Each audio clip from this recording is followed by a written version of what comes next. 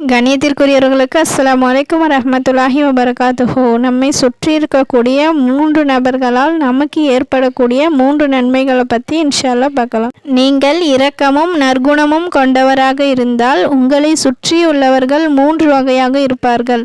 அவர்கள் அவ்வாறு இருப்பது உங்களுக்கு நன்மை தரும். 1. உங்கள் மீது அன்பானவர்கள், உங்களுடைய செயல்களால் ஈர்க்கப்பட்டு உங்களுக்காக பிரார்த்தனை செய்வார்கள், உங்களுக்கு நல்லது நடக்க விரும்புவார்கள்.